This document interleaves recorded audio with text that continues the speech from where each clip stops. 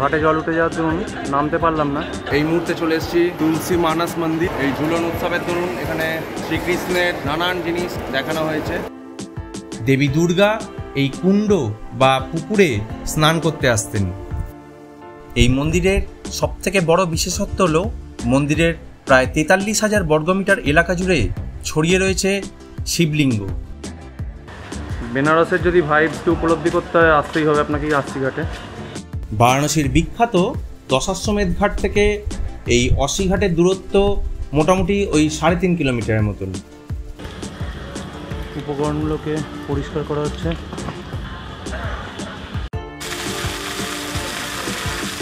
Good morning বন্ধুরা। আজ বুধবার, আজ 14ই আগস্ট। এর আগের পর্বে মানে বারাণসীর চতুর্থ পর্বে আপনাদেরকে দেখিয়েছিলাম সারনাথ এবং দশাশ্বমেধ ঘাটের সন্ধ্যারতির ভিডিও। বারাণসীর পঞ্চম তথা অন্তিম পর্বে থাকছে বারাণসীর বেশ কিছু মন্দির আমরা ঘুরে দেখব এবং তারপর আমরা চলে যাব নমঘাট এবং সবশেষে অশ্বীঘাট। তো বন্ধুরা সঙ্গে থাকুন এবং দেখতে থাকুন এক্সপ্লোর অফ টাইম। আমরা প্রথমেই চলে এলাম ত্রিদেব মন্দির। এই ত্রিদেব মন্দির আমাদের হোটেল থেকে মিনিট 5 দূরত্বে অবস্থিত। মনে করা হয় এই মন্দিরটি ভগবান ব্রহ্মা, বিষ্ণু এবং ভগবান শিবের উদ্দেশ্যে উৎসর্গীকৃত। এই মন্দিরটি এই জন্যই ত্রিদেব মন্দির নামে এইখানে পরিচিত হয়ে আছে। মন্দিরের ভেতর প্রবেশ করলেই এখানে উত্তর ভারত এবং দক্ষিণ ভারতীয় শৈলীর মিশ্রণ চোখে পড়বে। এই মন্দিরটি 18 শতকে মারাঠা শাসক বাজিরাওয়ের শাসনকালে নির্মিত হয়েছিল বলে মনে করা হয়। বর্তমানে মন্দিরটি সংস্কারের কাজ চলছে। এই মন্দিরটি ভোর 4টে থেকে দুপুর 12টা এবং দুপুর 3টে থেকে রাত্রি 10টা পর্যন্ত খোলা থাকে। ত্রিদেব মন্দির থেকে 1 মিনিটের হাঁটা পথে চলে এলাম এই তুলসী মানস মন্দিরে। এটি বিড়লা মন্দির নামেও বিখ্যাত। এই তুলসী মানস মন্দির বেনারসের বিখ্যাত সুরেখা পরিবার দ্বারা 1964 সালে নির্মিত হয়েছিল। আগামীকাল 15ই আগস্ট, ওই দিন থেকেই ঝুলন যাত্রা আরম্ভ। তাই মন্দিরের ভেতর প্রবেশ করতেই শ্রীকৃষ্ণের বাল্যবেলার বিভিন্ন চিত্র চোখে পড়ল এবং এখানে ঝুলন উৎসব শুরু হয়ে গেছে।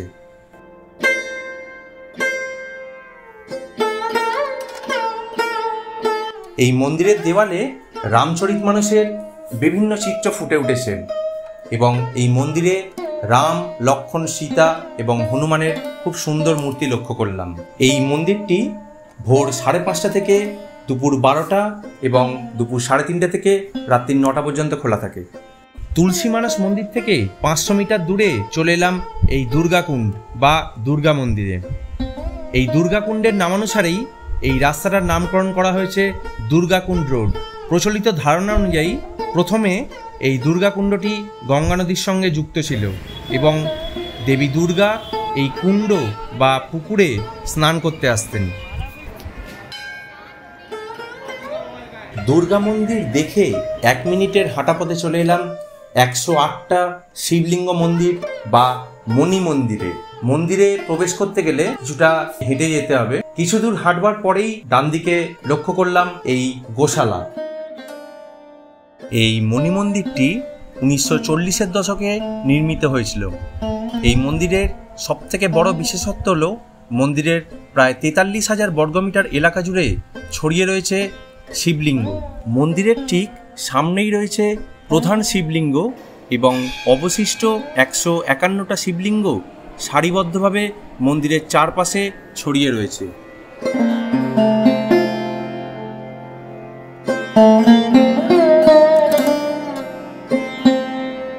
এই মন্দিরটির নাম মণি মন্দির দেয়া হয়েছে কারণ মন্দিরটির ভেতরে কাঁচ দিয়ে তৈরি এই জায়গাটাতে টোটাল 12টা জ্যোতির্লিঙ্গ রয়েছে। শ্রীরামের ঐতিহ্য রক্ষা করা এবং বহন করাই ছিল এই মন্দির নির্মাতাদের প্রধান লক্ষ্য। এই মন্দিরটির ঠিক মাঝখানেই রয়েছে রাম দরবার, যেটা মন্দিরের ঠিক কেন্দ্রে অবস্থান করছে।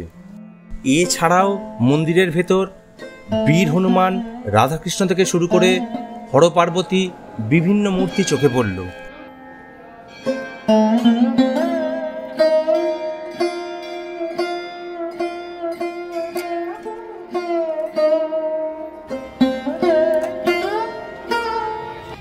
আগামীকাল যেহেতু স্বাধীনতা দিবস, তাই রাস্তার বিভিন্ন জায়গায় র্যালি চোখে পড়ল।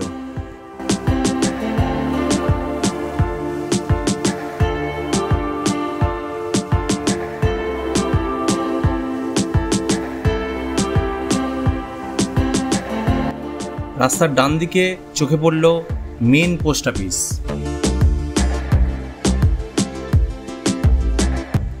দুর্গাকুণ্ড রোড থেকে এই নমুঘাটের দূরত্ব প্রায় 8 কিলোমিটারের মতন। আমরা যেরকম টোটোয় করে যাচ্ছি, চাইলে আপনারা এখানে অটো বা ট্যাক্সির মাধ্যমেও পৌঁছতে পারেন।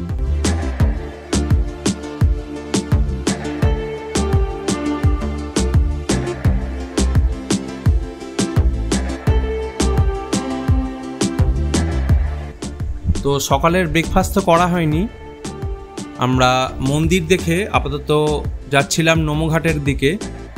তো আপাতত রাস্তার ধারেই একটা রেস্টুরেন্ট থেকে দাঁড়িয়ে পড়েছি, এখানেই আমরা আমাদের ব্রেকফাস্ট করব।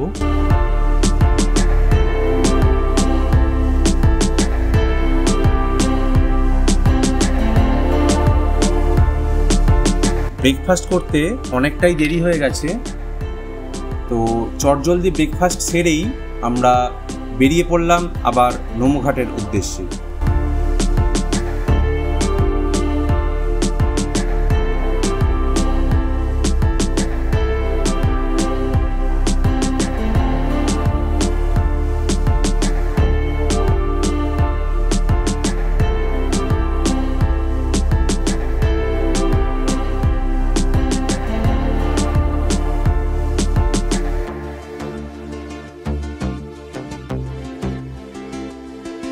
তো চলে এসেছি আপাতত নমুঘাটের কাছে, অনেকটাই দেরি হয়ে গেল আমাদের।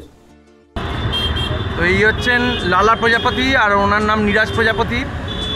তো এই দাদারা আমাদেরকে বেনারস ঘুরিয়ে দেখিয়েছেন। যদি আপনারা চান তো এনাদের সঙ্গে যোগাযোগ করতে পারেন। এই মুহূর্তে আমরা চলে এসেছি নমুঘাটে। আমি ডেসক্রিপশান বক্সে এনাদের ফোন নাম্বার দিয়ে দেবো, আপনারা চাইলে যোগাযোগ করতে পারেন। রাস্তার ঠিক বাঁ দিকেই চোখে পড়ল এই লাল খানের সমাধি। এই লাল খান ছিলেন তৎকালীন বারাণসীর রাজা বলবন্ত সিংয়ের মন্ত্রী ও সেনাপতি।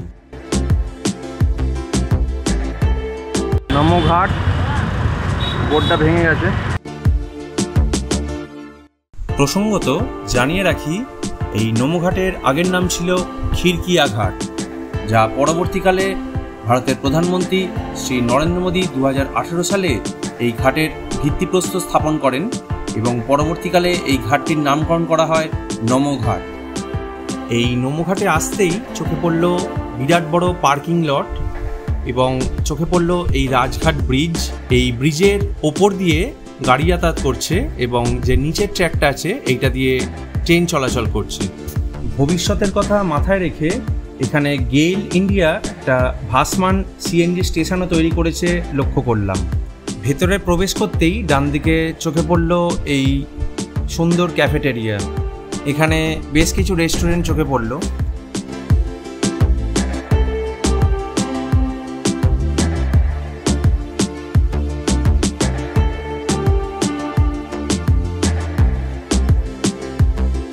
এই যে জায়গাটা দেখতে পাচ্ছেন, এই যে অনেকগুলো সিঁড়ির ধাপ নেমে গেছে, এই জায়গাটা একটা ওপেন থিয়েটার। যদিও এই মুহূর্তে ঘাটে জল উঠে যাওয়ার দরুন এই জায়গাটা বন্ধ আছে।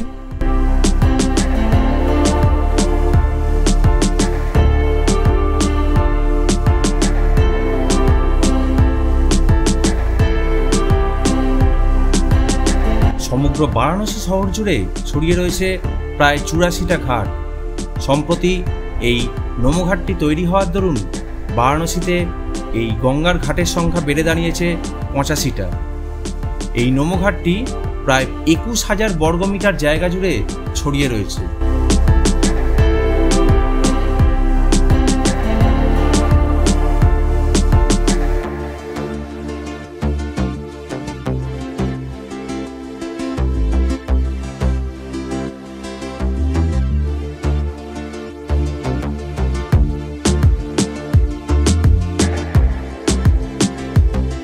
আমাদের ভারতীয় সংস্কৃতিতে একটা অতি পরিচিত অভিব্যক্তি হচ্ছে এই নমস্কার জানানো, কাউকে প্রতি নমস্কার করা বা কাউকে নমস্কার জানানো। সেই নমস্কারের কথা চিন্তাভাবনা করেই এই ভাস্কর্যটা তৈরি করা হয়েছে। এখানে প্রথমে এই 3টি হাত জোড় করা যে নমস্কারের ভাস্কর্য এইটা তৈরি করা হয়েছিল, তারপর এই বড় যে নমস্কারের যে ভাস্কর্য এইটা তৈরি করা হয়েছে। তো গ্রুপ ছবি তোলা হচ্ছে, ওই পাশ থেকে রৌনক, ওই পাশে দরথি, আর আমার ভাইও জয়েন করেছে, এই ছোট্ট অরহন, দরথির বাবা, দরথির মা, আমার মা, সবাই আমরা আপাতত ফ্রেমে।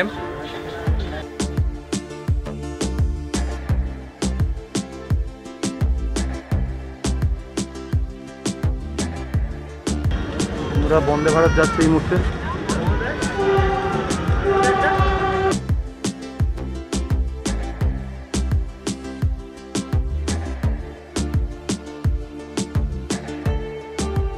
নমঘাটের বিভিন্ন ক্লিপিংস আপনাদের জন্য তুলে ধরলাম।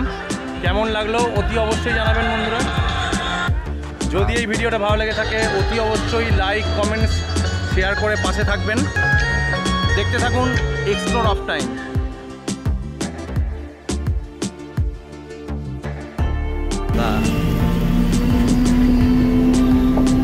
নমঘাট দেখবার পর আমরা রওনা দিলাম হোটেলের উদ্দেশ্যে।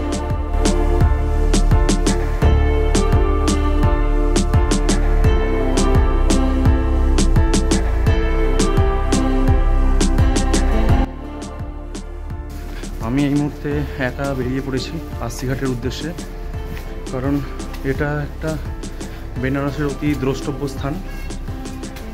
এখন বেনারসের অলিগলির ভেতর দিয়ে চলেছি।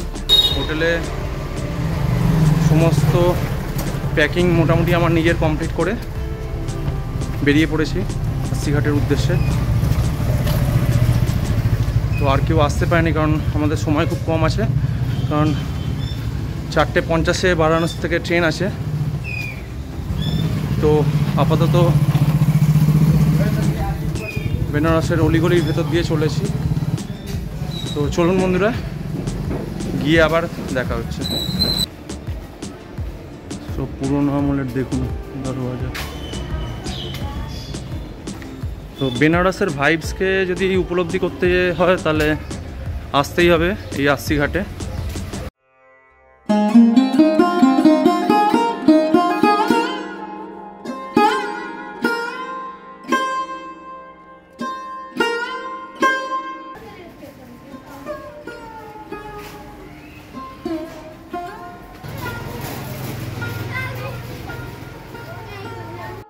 তো ফাইনালি বন্ধুরা চলেই এসছি।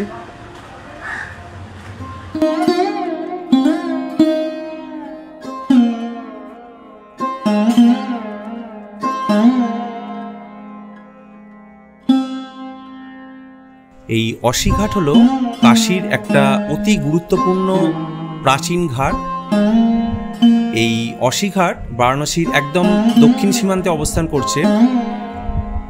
এই অসিঘাট গঙ্গা এবং অসি নদীর ঠিক সঙ্গমস্থলে অবস্থিত। যদিও বর্তমানে অসি নদীটি নেই, এই নদীটি বিলুপ্ত হয়ে গেছে। এই যে গঙ্গা যে আরতি হয়, তার সমস্ত উপকরণগুলোকে পরিষ্কার করা হচ্ছে। পৌরাণিক কাহিনী অনুসারে দেবী দুর্গা শুম্ভ নিশুম্ভ যে রাক্ষস ছিল, সেই রাক্ষসকে হত্যা করবার পর সেই তলোয়ার এইখানে নিক্ষেপ করেছিলেন। এই জায়গাটায় এই তলোয়ারটা নিক্ষেপ করার দরুন এই জায়গাটাকে তখন অসি বলে ডাকা হতো। পরবর্তীকালে এই জায়গাটার নাম তাই অসিঘাট দেয়া হয়েছে। তো এই রকম আরও নানান কাহিনী এই ঘাটকে কেন্দ্র করে উল্লেখ আছে। তো বলাই বাহুল্য যে এই অসিঘাট বারাণসীর একটা অতি প্রাচীন ঘাট।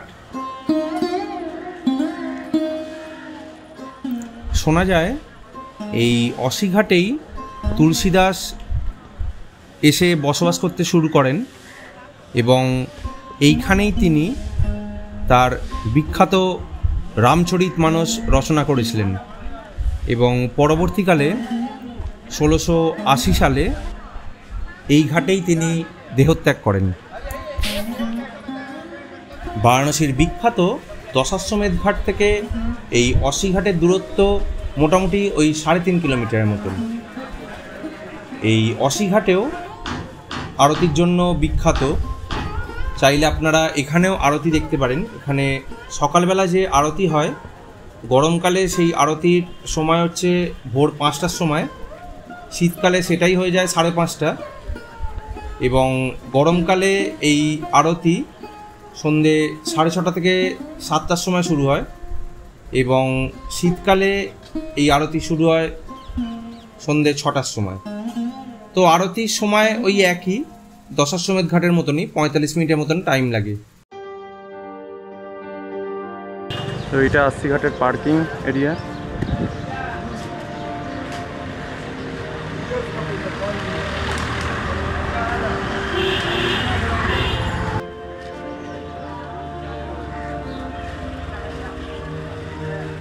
এটাই হচ্ছে অসিঘাটের মেন যে এন্ট্রান্স বা প্রবেশ পথ। আমি তো গলি দিয়ে চলে এসেছি।